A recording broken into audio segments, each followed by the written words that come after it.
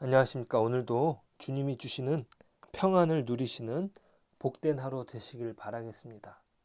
오늘 메시지는 곡과 또 그의 동맹국들에게 이스라엘 산에서 평안히 거주하는 이스라엘 백성들을 쳐들어갈 준비를 하라고 명령하십니다. 본문을 살펴보시면 8절에 이스라엘 산에서 평안히 거주하는 모습을 표현합니다. 그들은 오랫동안 황폐하였던 이스라엘 산에서 여러 나라에서 흩어졌던 백성들이 모여서 평안히 거주하는 모습을 기록합니다. 이러한 이스라엘의 모습은 앞으로 하나님께서 회복시켜 주실 이스라엘의 모습입니다. 그들의 실패와 죄악으로 인하여 흩어졌던 이스라엘을 하나님께서 이스라엘 산으로 모이게 하셔서 평안케 하신다고 하셨습니다. 11절의 기록에 의하면 그들은 성벽도 없고 문이나 빗장이 없어도 염려 없이 다 평안히 거주하는 무방비 상태입니다. 이어서 12절에는 짐승과 재물을 얻어 풍성한 자들입니다. 또한 그들은 세상 중앙에 거주하는 자들입니다. 여기에서 세상 중앙은 지리적인 표현이 아닙니다. 이것은 오히려 신학적인 표현이죠. 문자적으로 표현한다면 이들은 세상의 배꼽에 거하고 있으며 이곳은 하나님께서 이스라엘로 거하게 하시는 곳입니다. 이것은 에스겔 5장 5절에서 기록합니다. 주 여호와께서 이와 같이 이르시되 이것이 곧 예루살렘이라 내가 그를 이방인 가운데에 두어 나라들이 둘러있게 하였거늘. 이방인의 중심, 곧 세상의 중심에서 나라들이 둘러있게 하신다고 하나님께서 말씀하셨습니다. 하나님의 은혜의 중심에 있는 그곳은 한때 그들의 죄악으로 잃어버린 이제 그 땅으로 회복된 것입니다. 하나님께서 하나님의 백성의 상태를 이렇게 묘사하시는 이유는 사악한 동맹국들이 지닌 동기를 주목하게 하려는 것입니다. 이들은 이스라엘을 공격하기 위하여 연합군을 형성합니다. 이들의 우두머리는 곡이라는 인물입니다. 그는 마곡 땅에 살며 로스와 메섹과 두발을 다스립니다. 그와 동맹을 맺은 나라들은 바사와 구스와 붓입니다. 그리고 여기에 고멜과 도갈마 족속도 포함됩니다. 이들이 연합하여 모두 공격을 합니다. 이것이 3절부터 6절까지 기록됩니다. 이들이 이스라엘을 공격하는 정당한 이유를 우리는 찾을 수 없습니다. 왜냐하면 이스라엘이 평안한 이유가 이들과의 동맹에서 비롯된 것이 아닙니다. 그래서 이들과 관계가 깨어져서 이스라엘을 공격했다. 이것이 아니죠. 이스라엘이 번영하고 평안한 것은 주를 의지하는 가운데 이루어진 것입니다. 하나님께서 약속하신 언약의 축복을 경험하고 있는 것이죠. 하지만 우리가 주목할 것은 주를 의지하고 전쟁의 가능성이 사라지는 것은 아닙니다. 주를 의지한다고 이 전쟁의 가능성이 없어지는 것이 아닙니다. 북쪽 끝에 거주하는 불신앙의 사람들은 이스라엘을 탐욕스러운 눈으로 바라보고 있다가 결국 광풍같이 이르고 구름이 땅을 덮음같이 이스라엘을 향하여 진격할 것입니다. 그러나 이것은 이들의 실수였습니다. 곡이 생각하는 것처럼 이것은 잘 무장된 막강한 군대가 무방비한 나라를 대적하는 문제가 아닙니다. 오히려 곡은 이스라엘을 공격함으로 이스라엘의 하나님께 도전하는 것이 됩니다. 곡은 하나님이 내 백성과 내 땅이라고 일컫는 것들을 공격하는 것이죠. 하나님과 그의 백성, 그의 땅의 관계는 회복되었습니다. 그러므로 여호와의 이름을 공격하는 것은 그냥 지나칠 수 없는 문제가 되었습니다. 이것은 오히려 하나님의 거룩함을 나타내시기 위함이라고 말씀하십니다. 16절입니다. 구름이 땅을 덮음같이 내 백성 이스라엘을 치러 오리라. 고가 끝날에 내가 너를 이끌어다가 내 땅을 치게 하리니 이는 내가 너로 말미암아 이방 사람의 눈앞에서 내 거룩함을 나타내어 그들이 다 나를 알게 하려 함이라. 이것은 바로의 시대에서 하나님께서 이스라엘을 이끌어내시며 그분의 권능을 보여주시는 장면과도 같은 것입니다. 그러므로 17절과 22절에서 기록한 것처럼 하나님의 심판이 고객에게 임합니다.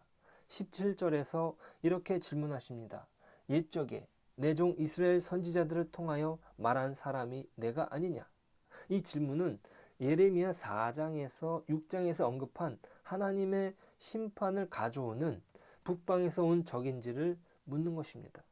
여기에 대한 답은 내가 그 적이 아니다 라고 그 답을 얻을 수 있습니다. 이스라엘은 이미 자신의 패역으로 말미암아 바벨론을 통해 심판을 받았습니다. 하지만 이 적이 비록 지형적으로는 북방에서 오지만 심판하기 위하여 오는 것이 아니라 그들도 심판받기 위하여 오는 것입니다. 이전에 그의 백성에게 임했던 심판이 그들의 적에게 임합니다. 이스라엘은 에스겔 초반부부터 하나님의 노하심과 열정과 불같은 진노를 경험한 바 있습니다. 이제 곡도 이것을 경험하게 될 것입니다. 하나님께서는 지면을 떨게 할 것이고 그 결과 모든 피조물들이 그 앞에서 떨 것입니다. 칼과 전염병과 피 흘림, 우박과 유황의 심판이 내리게 됩니다. 이것이 이스라엘이 먼저 경험했던 심판이고 이제는 이스라엘의 적들이 경험합니다. 이제 하나님은 경건한 백성을 멸망시킴으로써가 아니라 회복된 백성을 보호하심으로 그 권능과 거룩하심을 드러내십니다. 우리는 여기에서 이스라엘을 쳐들어오는 대적들의 위협이 하나님의 부추김 속에서 있게 되었다는 사실을 발견합니다. 4절 말씀입니다. 너를 돌이켜 갈고리로 내 아가리를 꿰고 너와 말과 기마병 곧 내 온 군대를 끌어내되 라고 기록하십니다. 이 말씀의 표현에 따르면 이들의 패역한 행위가 하나님께서 허락하신 것 안에서 이루어지고 있다는 사실입니다. 이러한 말씀의 내용은 참으로 이해하기 힘든 면이 있습니다. 우리가 겪는 고난과 어려움의 한 측면을 설명해 주기 때문입니다. 그리스도인들에게 다가오는 어려움과 고난은 일면 하나님의 허락하심 안에서 이루어진다는 것이죠. 우리는 예수님을 믿으면 모든 고난과 아픔과 절망에서 해방되는 것으로 생각하지만 그것이 구원의 결과가 아니라는 것이죠. 우리는 그 착각에서 벗어나야 됩니다. 오히려 그것은 하나님께서 허락하신 가운데 있게 됩니다. 오늘 본문의 곡이라는 인물은 어떤 역사적인 인물로 우리가 해석할 수 없습니다. 사악한 히틀러다, 김일성이다, 등등 역사상의 어떤 악한 인물로 꼬집어낼 수 없습니다. 오히려 우주적 차원의 두려움을 자아내는 인물이며 그는 혼자가 아니라 연합 세력을 구축합니다. 요한계시록 20장 8절에서도 곡의 심판을 기록합니다. 이는 땅끝에서 몰려오는 하나님의 백성이 누리는 평화를 분쇄하려고 달려드는 악의 연합 세력의 최후 공격을 상징적으로 나타냅니다. 단순히 역사적인 어떤 시점만을 말하는 것이 아니라는 사실이죠. 분명한 사실은 우리를 대적하는 영적 세력은 분명히 존재한다는 것입니다. 이것은 우리가 걱정하는 것처럼 우리를 힘들게는 할지언정 멸망시키지는 못합니다.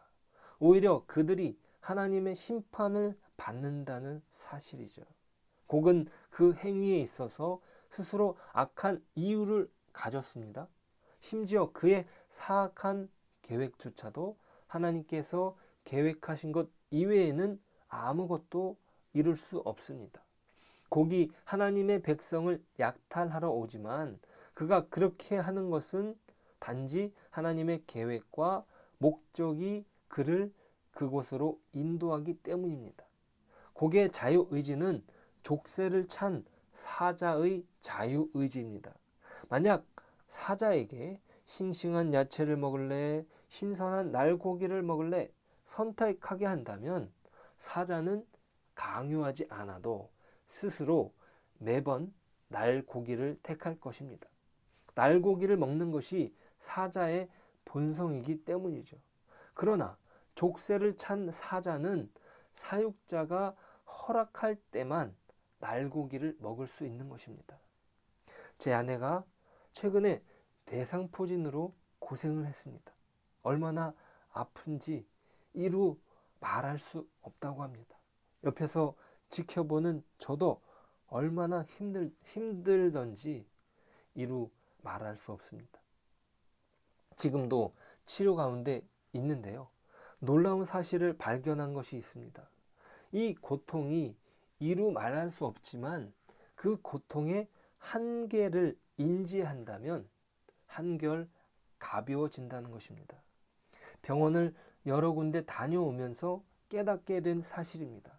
어떤 병원에서는 이 고통이 나을 수 없는 불치의 영역이고 언제 나을지도 모른다고 처방을 해 주었습니다. 이것은 아내에게 더 큰 통증을 느끼게 만들었습니다. 시름시름 더 아픈 것이죠. 하지만 대상포진을 전문적으로 다루는 병원을 찾게 되어 진료를 받아 보았는데 통증이 사라질 때까지 치료를 받되 한 달 정도면 나을 수 있다는 것입니다. 그 말이 얼마나 큰 위로가 되었는지, 그 통증은 동일하여도 한결 가벼워졌다는 것입니다. 오늘 말씀도 그렇습니다. 이 세상이 비록 고난의 장소이다는 것은 분명합니다. 아무리 예수님을 잘 믿어도 마찬가지입니다. 어떤 면에서 이러한 고난은 사람의 자유의지의 결과물이라고 할 수 있습니다. 인간이 자신의 자유의지로 타락하여 죄 가운데 놓이게 되어 일어난 다툼의 결과라는 것이죠. 우리도 그러한 영향력을 부인할 수 없습니다. 때로 우리는 믿음 때문에 고난을 겪고 심지어 순교도 당하기도 합니다. 하지만 그러한 고난이 존재하는 것이 사실이지만 그것이 족쇄에 채워져 있다면 그것은 다른 이야기가 됩니다. 진정한 주권이 그들에게 없다는 것이죠. 진정한 주인은 누구십니까? 바로 오직 하나님이십니다. 그분께 영광이 돌아가는 것입니다. 그분의 하나님 되심이 그들이 심판받는 것으로 만천하에 드러나는 것이죠. 이것이 우리가 고난을 견딜 힘을 제공해 줍니다. 곡과 같은 최후의 강력한 적도 하나님께서 자기 백성을 위하여 계획하셨던 놀라운 축복을 허물 수 없다면 그보다 못한 악은 더욱 그렇게 할 수 없는 것이죠. 그 최후의 적도 할 수 없는 것, 그것을 지금 작은 적들은 감당할 수도 이룰 수도 없는 것입니다. 사도 바울은 로마서 8장 35절에서 39절까지 하나님의 승리를 말하고 있습니다. 우리를 무너뜨리려는 어떠한 것도 그리스도 안에서 이루어진 사랑에서 우리를 끊을 수 없는 것입니다. 오늘 이 말씀을 통해 우리의 승리를, 오늘의 승리를 살아가는 저와 여러분 되시길 소망합니다. 로마서 8장 35절로 39절입니다. 누가 우리를 그리스도의 사랑에서 끊으리요? 환난이나 공고나 박해나 기근이나 적신이나 위험이나 칼이랴. 기록된 바 우리가 종일 주를 위하여 죽임을 당하게 되며 도살당할 양같이 여김을 받았나이다 함과 같으니라. 그러나 이 모든 일에 우리를 사랑하시는 이로 말미암아 우리가 넉넉히 이기느니라. 내가 확신하노니 사망이나 생명이나 천사들이나 권세자들이나 현재일이나 장래일이나 능력이나 높음이나 깊음이나 다른 어떤 피조물이라도 우리를 우리 주 그리스도 예수 안에 있는 하나님의 사랑에서 끊을 수 없으리라. 아멘. 기도하겠습니다. 하나님, 감사합니다. 우리는 이 세상 속에 살아가면서 많은 고난을 겪고 때로는 순교를 하기도 합니다. 하나님, 이러한 어려움, 이러한 고난 속에서도 하나님의 주권이 있음을 저희들이 고백합니다. 오늘 말씀을 통해서 그들의 악에 제한이 있다는 사실을 다시 한번 깨닫습니다.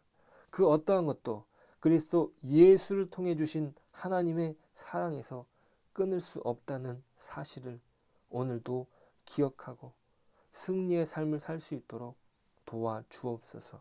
하나님의 교회를 마지막까지 지켜주시겠다는 그 약속을 잊지 않고 오늘 하루도 하나님의 인도하시는 그 은혜 가운데 거할 수 있도록 도와주시옵소서. 예수님의 이름으로 기도드립니다. 아멘.